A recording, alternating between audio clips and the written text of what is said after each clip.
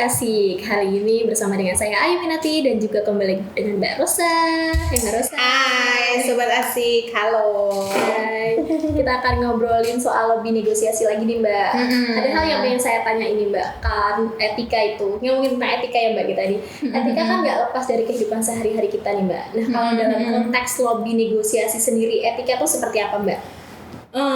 Bicara etika nih seperti saya sampaikan tadi ada beban moral gitu. Jadi seolah kalau saya ngomong etika kemudian ternyata tindakan saya sendiri itu tidak ada hal-hal yang nggak etis atau di luar norma, itu kesannya sering ngomongin etika ternyata dia bla bla bla gitu ya, ternyata dia begini begitu gitu. Nah kalau dalam proses negosiasi ini sebenarnya lebih ke digunakan untuk membuat pertimbangan atau pilihan-pilihan etis dalam keputusan di proses lobby negosiasi itu sendiri gitu. Kalau kita berkaca pada basic sederhana secara definisi gitu ya tentang etika, itu sebenarnya dia lebih berbicara pada standar sosial ya, yang kemudian itu akan menentukan benar atau salah dalam situasi tertentu gitu. Lalu juga ada aturan, ada norma yang itu diatur bersama, kemudian juga disepakati. Nah sebenarnya basicnya itu. Nanti kita akan lebih jauh di proses negosiasinya. Berarti artinya ketika kita melakukan lobby negosiasi itu kita harus berpegang teguh pada perspektif etika, etis ya Mbak ya. Etika itu perlu berarti dalam lobby negosiasi seperti ini lainnya. Nah kali ini kita akan coba mengenal beberapa pendekatan etika yang kita tanya langsung ke Mbak Rosa. Pendekatan etika itu ada apa aja sih Mbak Rosa? Kalau bicara etika tentu tidak hanya sekedar satu konsep atau ada teori ini ada teori itu. Kita coba untuk melakukannya dengan beberapa pendekatan, banyak banget ya sebenarnya kalau kita bicara pendekatan etika, kemudian teori-teori etika itu juga banyak gitu. Tetapi di sini ingin kita kupas sebenarnya lebih pada pendekatan rasionalitas etika yang itu kurang lebih itu ada 4 ya, ada 4 hal atau ada 4 jenis dari pendekatan rasionalitas etika ini. Pertama kita akan bicara soal end result ethic gitu ya. End result ethic ini akan lebih bicara pada kebenaran itu adalah sebuah tindakan yang kemudian ditentukan oleh konsekuensi-konsekuensi logisnya gitu. Jadi kalau misalnya kita melakukan sesuatu hal, kita paham konsekuensinya apa. Kalau kita akan melakukan negosiasi misalnya dengan organisasi kemahasiswaan, kita bisa memprediksi konsekuensinya apa dengan melihat misalnya aturan-aturan mereka gimana gitu. Atau konsekuensi dari MOU kita ini apa? Misalnya, saya harus membayar sejumlah uang, misalnya seperti itu. Ya, jadi itulah yang kemudian harus diikuti. Maka pendekatan ini itu berpusat pada pertimbangan akan konsekuensinya apa dari keputusan kita. Kemudian yang kedua kita bisa menyebutnya sebagai duty ethics gitu ya. Duty ethics itu lebih pada ditentukan oleh pertimbangan obligasi atau kewajiban. Jadi kita punya kewajiban apa di situ. Kita menetapkan prinsip dan standar umum apa. Kalau kewajiban kita misalnya membayar pajak gitu ya, ya itu bagian dari duty ethics kita gitu ya. Kalau saya misalnya sebagai dosen setiap semester harus melakukan laporan kinerja saya gitu ya, tridharmanya seperti apa, ya itu bagian dari perspektif etis yang memang harus saya kerjakan gitu. Ketika saya tidak mengerjakan itu bisa saja dapat punishment, bisa ya itu tadi ada konsekuensinya. Tetapi ini lebih menekankan pada tugas dan kewajiban kita apa. Lalu dari situ prinsipnya kita tidak bisa atau tidak boleh mengubah hukum moral itu agar sesuai dengan tindakan kita. Artinya kalau misalnya kita tadi ya, aturannya harus melakukan tridharma, penelitian, pengabdian, dan pendidikan ya atau pengajaran. Kalau tidak sesuai dengan itu, atau misalnya saya nggak bisa seperti ini, kemudian kita mengubah sendiri aturannya tanpa ada kesepakatan, nah itu juga melanggar sebenarnya. Kemudian yang berikutnya ada social contract ethics gitu ya. Jadi social contract ethics ini lebih bicara pada norma yang berlaku di masyarakat.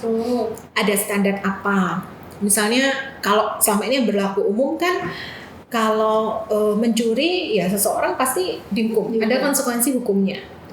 Atau misalnya dalam masyarakat itu dia dipusatkan untuk kemaslahatan atau kebaikan umum. Jadi kalau istilahnya ronda aja ya, ronda. Zaman-zaman karena kita sedang pandemi hari ini itu kan biasanya rondanya bergilir atau mungkin tidak boleh banyak orang, harus berjarak, menggunakan masker dan lain sebagainya. Mungkin harus swab gitu ya, seperti kita sudah swab gitu ya, atau sudah vaksin misalnya. Nah itu sebuah kontrak sosial yang memang harus dikerjakan gitu, karena diketahui oleh banyak orang, diamini oleh banyak orang, sehingga kalau di luar itu ya maka akan ada punishment-nya juga gitu, atau dianggap nggak etis melanggar kontrak sosial itu. Lalu ada yang disebut sebagai personal ethics. Nah personal ethics ini dia lebih pada tindakannya ditentukan pada konsesi seseorang. Jadi dia memiliki prinsip sejauh mana kemampuan saya misalnya sebagai individu itu mampu mengelola atau menentukan perspektif baik buruknya, benar salahnya seperti apa gitu. Biasanya ini kita berkiblatnya pada tokoh masyarakat tertentu ya, atau ulama seperti itu, pemuka agama misalnya. Nah ini biasanya mereka akan memiliki personal etiknya sendiri, gitu Mbak Ayu. Oke Mbak, nah kalau kita perhatikan nih Mbak Rosa ya, kebanyakan isu etika itu dalam negosiasi ya ini konteksnya selalu berhubungan dengan standar dalam memberitahukan kebenaran. Tapi dalam praktiknya sendiri nih, ketika ada perilaku yang tidak etis begitu ya Mbak, itu apa akibatnya Mbak? Ya oke. Tentu semuanya memiliki konsekuensi ya. Jadi ada beberapa hal kalau misalnya dalam proses negosiasi itu seseorang dianggap tidak etis menurut perspektif A, perspektif B gitu ya. Misalnya seperti itu, berarti seseorang perlu atau kelompok itu perlu mempertimbangkan akibat yang akan muncul apa.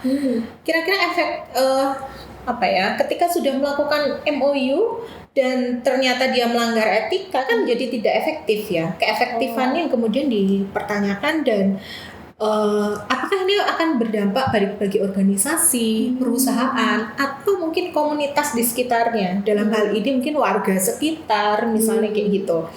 Nah kemudian kita perlu melihat untuk reaksi pihak lain ya. Pihak lain itu yaitu tadi stakeholdernya siapa. Kalau katakan perusahaan jasa gitu, dia memiliki stakeholder dengan ada dari pihak pemerintah, kemudian dari pihak kampus atau sekolah juga ada. Nah maka reaksi pihak lain ini juga perlu menjadi pertimbangan, atau ini akan berakibat ke situ gitu kalau perspektif etis ini atau hal-hal etik ini dilanggar. Kemudian ada reaksi pribadi dari negosiatornya ya. Jadi hal ini juga tentu karena ada keterlibatan seorang pelobi dan juga negosiator, ya tentu akan berimbas pada dia juga gitu ya. Akibatnya akan bisa entah itu mungkin berefek ada yang secara mental gitu ya, atau mungkin secara fisik, atau mungkin malah berakibat ke pekerjaannya secara profesional misalnya kayak gitu.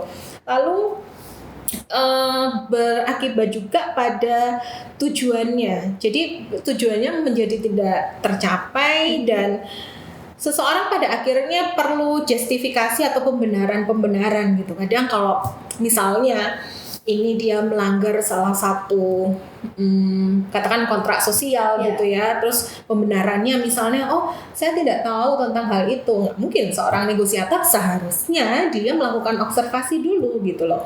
Kalau misalnya secara culture atau secara adat di masyarakat itu yang dianut adalah misalnya tokoh adat dan dia melewati nggak izin dulu ibaratnya ya. Nah itu kan berarti bisa berakibat juga pada tujuan-tujuan dalam proses negosiasi gitu. Betul.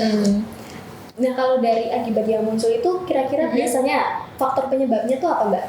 Kalau ngomong faktor banyak ya. Itu di list tuh bisa panjang gitu. Tapi biasanya ada beberapa hal bisa jadi disebut sebagai faktor demografis ya. Demografis tuh bisa jenis kelamin, usia, pekerjaan. Kalau geografis berarti ya tempat tinggalnya seperti apa gitu ya. Lalu usia, pengalaman, kemudian orientasi dia dalam profesionalitas dia ya. Jadi misalnya secara karirnya gimana, kemudian karya-karyanya akan seperti apa, track record dia sebagai negosiator atau tim krisis misalnya ya untuk mengatasi masalah yang ada atau kendala-kendala yang ada itu gimana gitu. Lalu kewarganegaraan juga berpengaruh ya, misalnya apakah dia WNA atau dia WNI atau saya nggak tahu apakah mungkin sampai hari ini masih ada diskriminasi itu ya, misalnya keturunan Tionghoa juga masih didiskriminasi, ada diskriminasi ras, agama di situ gitu. Dan juga yang agak susah untuk diatasi ini kita ketika bicara perbedaan kepribadian ya, misalnya saya sama-sama profesinya sama dosen misalnya ya, dengan dosen-dosen di Vkom gitu ya, tetapi secara personality itu tentu berbeda. Ya, orang kembar aja tidak ada yang dilihat secara karakter, itu juga berbeda gitu ya. Walaupun secara fisik mungkin sama persis gitu, tetapi karakter atau personality, kepribadian masing-masing individu itu punya kekhasan dan keunikan. Nah ini yang menjadi salah satu faktor penyebab juga. Kemudian ada daya saing dan kompetisi ya. Jadi dua hal yang itu bisa dikatakan berbeda. Satunya ada yang dia sangat greget untuk berkompetisi gitu ya, sementara yang lain udah kita kolaborasi aja. Padahal kalau kita lihat pada konteks hari ini barangkali akan lebih menghasilkan karya yang luar biasa gitu ya, ketika kita mampu berkolaborasi gitu. Tetapi mungkin ada beberapa kebijakan entah di organisasi atau perusahaan, kalau berkolaborasi ya ada beberapa hal yang perlu disesuaikan atau mungkin nggak cocok gitu ya, sehingga jatuhnya pada kompetisi itu gitu Mbak. Jadi banyak banget ya Mbak faktornya, nggak cuma jadi nggak cuma satu, tapi ya banyak aspek, dan mungkin itu bisa berkembang seiring dengan lagi-lagi konteks permasalahan dan apa yang akan dinegosiasikan gitu. Disesuaikan dengan konteksnya ya, Sobat Asik ya. Baiklah, itu tadi obrolan kita terkait dengan etika dalam lobby negosiasi yang pastinya relate banget sama kehidupan kita sehari-hari. Kita bisa terapkan itu, jangan lupa kalau lobby negosiasi memperhatikan etika gitu ya Mbak Rosa. Ya. Seru banget ngobrol-ngobrol kali ini bahas lobby negosiasi. Terima kasih Mbak Rosa atas waktunya. Kita sudah sampai di penghujung podcast kali ini. Terima kasih Sobat Asik sudah menonton. Sampai bertemu di video komik berikutnya. Dah.